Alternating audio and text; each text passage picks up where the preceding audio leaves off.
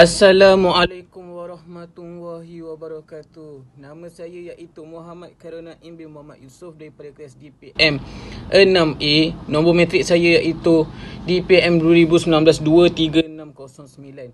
Okey, apa yang ingin saya bentangkan ialah berkenaan dengan sasaran CSR kami, iaitu membantu rumah orang tua. CSR ini ialah memberikan pertolongan terhadap masyarakat dan memberikan kemudahan. Okey, sasaran CSR yang kami yang pertama ialah ingin membersihkan kawasan persekitaran di rumah orang tua itu. Hal ini kerana kami ingin menyediakan tempat yang selesa, tempat yang nyaman untuk didiami oleh orang tua itu tersebut. Selain itu juga kumpulan sasaran ialah usaha ingin memberi sumbangan dan dana kepada rumah orang tua. Contohnya dengan kami memberi sumbangan dari segi barang-barang dapur untuk mereka menggunakan untuk sara diri dan untuk memudahkan mereka supaya dapat menyenangkanlah mereka daripada segi barang-barang dapur itu semua. Okey. Yang ketiga pula ialah kumpulan sasaran kami ialah dengan memberi alat kemudahan terhadap rumah orang tua.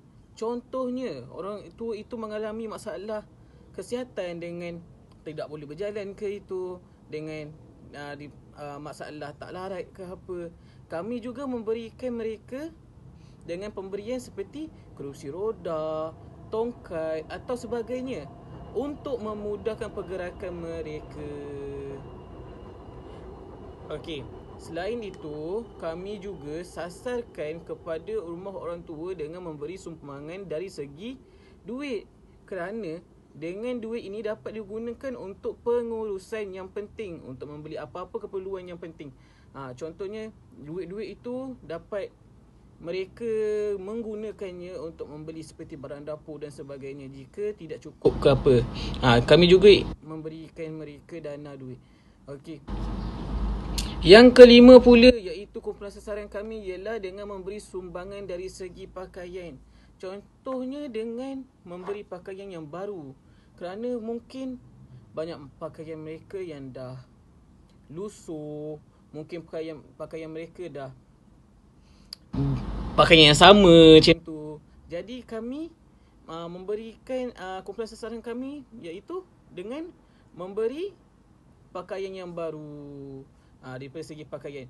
Dan paling utama sekali ialah kami memberikannya iaitu dari segi lampin.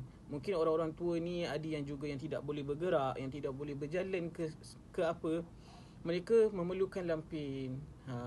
Lampin itu juga kami memberikan kepada pihak pengurusan yang menjaga rumah orang tua itu. Okey. Akhir sekali, kumpulan sasaran yang kami ingin buat iaitu dengan mengadakan majlis seperti luah kasih sayang, membuat makan-makan dan menyambut hari jadi. Hal ini kerana mereka juga manusia, mereka juga ada perasaan ingin hidup seperti orang biasa dan ada kasih sayang dan sebagainya. Sebab itu dengan adanya majlis ini dapat kita meluahkan kasih sayang kita terhadap orang-orang tua itu, dapat kita menghormati mereka, kita dapat layan dengan secara baik, kita dapat membuatkan mereka gelak ketawa. Itu juga adalah kumpulan sasaran CSR kumpulan kami. Okey, itu saja yang dapat saya jelaskan berkenaan dengan sasaran kumpulan sasaran. Okey, terima kasih. Bismillahirrahmanirrahim. Assalamualaikum warahmatullahi wabarakatuh. Nama saya Muhammad Azizi bin Zulkarnain dari kelas DPM 6A. Nombor matrik saya DPM 2019-23649. Baiklah, kami menyediakan aktiviti tanggungjawab sosial korporat ataupun CSR kepada kumpulan sasaran kami, iaitu kami menyasarkan kepada rumah kebajikan orang tua ataupun warga-warga emas. Dengan ini kami dapat memberikan kemudahan atau bantuan kepada warga-warga emas supaya mereka dapat meneruskan hidup dengan mudah dan dapat meringankan beban-beban mereka. Antara aktiviti-aktiviti yang dijalankan oleh kami untuk warga-warga emas di rumah kebajikan orang tua, yang pertama, kami menyediakan kerusi roda, rak bacaan, meja, tempat duduk dan lain-lain kemudahan. Hal ini untuk memberi kemudahan kepada mereka untuk menggunakan barang-barang ataupun alatan yang penting bagi mereka, seperti tadilah, seperti kerusi roda ke, rak bacaan ke, ataupun macam makanan-makanan juga kami sumbangkan supaya mereka dapat gunakanlah semua perkara-perkara itu untuk manfaat kepada mereka, iaitu dapat memudahkan urusan-urusan mereka untuk menjalankan hidup mereka setiap hari. So, perjalanan hidup mereka mudahlah kalau kami menyediakan bantuan-bantuan seperti alatan-alatan seperti kerusi roda ke. Mereka dapat menggunakan kerusi roda tersebut dengan sebaiknya, ataupun kami menyediakan makanan, mereka dapat makanlah setiap hari untuk meneruskan hidup. Ataupun kami menyediakan juga rak-rak buku ke untuk letakkan buku-buku dan untuk mereka membuat sedikit bacaan. Seterusnya, kami juga mengadakan sesi sembang santai bersama mereka dengan memberikan kata-kata motivasi dan semangat untuk mereka lebih kuat untuk meneruskan kehidupan. Dengan cara kami memberikan kata-kata semangat, mereka dapat membakarlah diorang punya motivasi untuk lebih kuatlah untuk meneruskan hidup mereka, dan mereka tidak merasakan dalam usia tua ni mereka tidak dapat melakukan apa-apa ataupun hanya sia-sia sahaja, kerana mereka mempunyai banyak masa lagi untuk melakukan aktiviti-aktiviti yang berfaedah. Kami juga menemu bual tentang latar belakang mereka sedikit dan tidak melebih-lebih supaya tidaklah mereka kata kami ni seperti menanyakan soalan yang tidak berfaedah bagi mereka dan memberikan mereka sedih, macam itulah. Dan menceritakan sedikit cerita yang menarik untuk mereka terhibur dan gembira supaya tidak sentiasa bersedih sahaja. Selain itu, kami melakukan aktiviti ataupun sesi makan bersama-sama mereka di rumah orang tua tersebut yang kami sasarkan tadi, iaitu rumah kebajikan orang tua atau Warga Emas. Kami menyediakan pelbagai juadah makanan yang menarik dan sesuai dengan orang-orang tua di sana. Kami menyediakan pelbagai juadah lah untuk makan bersama mereka, dan juadah tersebut bolehlah dimakan oleh mereka dan tidaklah makanan yang menyebabkan mereka lagi menambahkan penyakit mereka, seperti makanan-makanan yang manis ke. Kami memilih juadah yang sesuai untuk orang-orang tua. Kami juga makan secara berjemaah supaya mereka terasa kenikmatan makan bersama ahli keluarga mereka. Dengan cara ini dapatlah kami bersama-sama makan dan dapatlah rasa macam feeling bersama family, dan dapat membuatkan mereka lebih rasa gembira dan happy untuk makan bersama-sama lah, macam itu. Di samping itu, kami juga melakukan aktiviti gotong royong antara kami dan aktiviti-aktiviti yang dapat membantu meringankan beban mereka, seperti membantu mereka membawa bersiar-siar di sekitar kawasan rumah kebajikan, ataupun membawa mereka ke tandas ke, atau sekiranya mereka mahu. Pelbagai aktiviti yang berkaitan dengan orang tua kami lakukan sepanjang berada di sana. Aktiviti gotong royong itu kami lakukan di sekitar kawasan rumah kebajikan, di sekitar dan juga di dalam kawasan rumah kebajikan Warga Emas. Kami membersihkan gotong royong bersama-sama di luar rumah kebajikan Warga Emas, dan kami juga membuat pembersihan di dalam rumah kebajikan Warga Emas, dan kami membuat decoration dan mencantikkan lagi suasana di dalam rumah kebajikan Warga Emas supaya dapat mewujudkan persekitaran yang menarik dan dapat meneruskan hidup dengan selesa sekiranya berada di dalam rumah tersebut. Dan akhir sekali, kami juga menunaikan ibadah fardu wajib dan ibadah fardu sunat bersama-sama supaya dapat menguatkan lagi hubungan silaturahim ataupun ukhuwah, supaya menjadi semakin lagi kuat dan padu serta dapat menegakkan agama Islam bersama-sama. Dengan cara ini dapatlah kita merapatkan hubungan kita antara kita dengan orang-orang warga emas dengan lebih kuat dan dapat mendalami kisah-kisah ataupun macam dapat lagi rasa feeling lah bersama-sama orang tua. And then kita juga dapat bersama-sama lah dapat melakukan ibadah fardu ataupun sunat bersama-sama. Dan dengan cara ini juga Allah SWT akan memberikan kekuatan kepada mereka dan sentiasa gembira sepanjang hidup. Baiklah, itu sahaja daripada saya. Sekian, terima kasih. Assalamualaikum warahmatullahi wabarakatuh. Assalamualaikum warahmatullahi wabarakatuh. Nama saya Muhammad Syazul bin Jamaluddin dari kelas DPM 6A. Saya akan menerangkan tentang kebaikan CSR. Kebaikan CSR dapat membantu orang awam, terutamanya kepada golongan orang-orang tua yang paling banyak menerima faedah daripada organisasi dalam program tanggungjawab sosial korporat. Hal ini kerana mereka merupakan golongan sasaran dan pelanggan utama tanggungjawab sosial korporat. Segala khidmat bakti dan sumbangan yang disalurkan kepada mereka. Golongan orang-orang tua khususnya akan menerima sumbangan bukan sahaja dari segi kewangan, malahan dalam bentuk manfaat.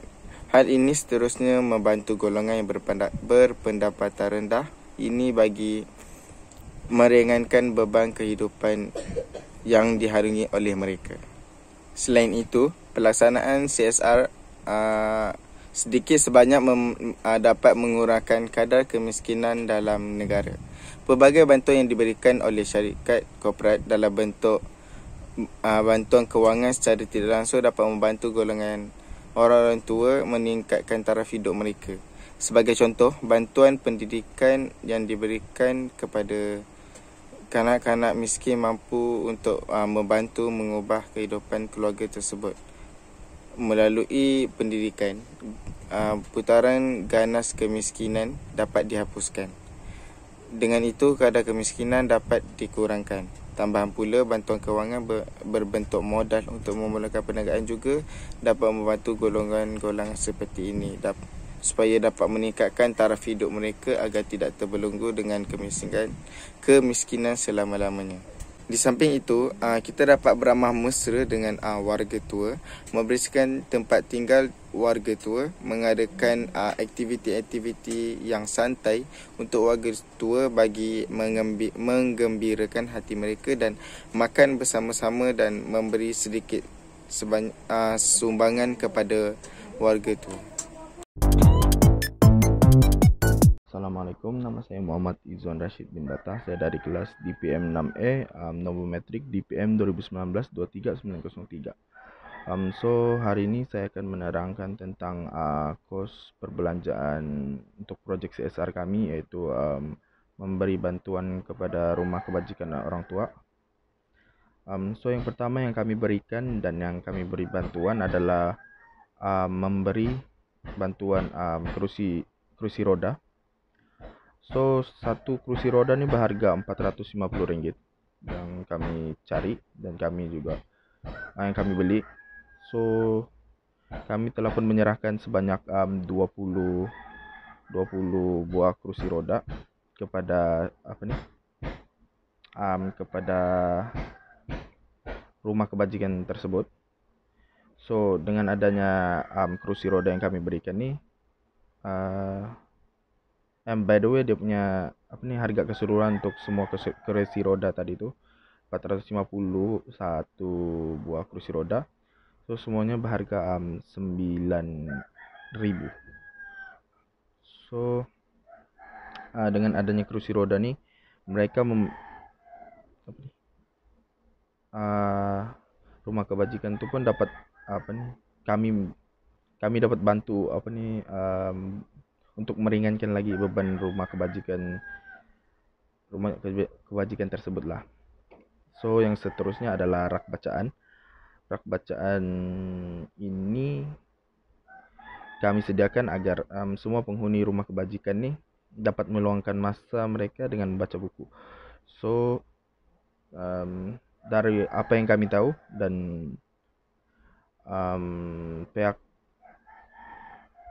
pihak rumah kebajikan ini pun bagi tahu penghuni-penghuni di sini sering membaca buku pada waktu luang mereka. So dengan adanya rak bacaan ini boleh membantu menyenangkan lagi mereka lah. So satu rak bacaan ini berharga Rp35. So kami memberikan 4 rak bacaan, so Rp140 keseluruhannya. So budget makanan ketika melakukan activity di sana, activity CSR di sana tuh kami di sana selama sepanjang hari sampai malam.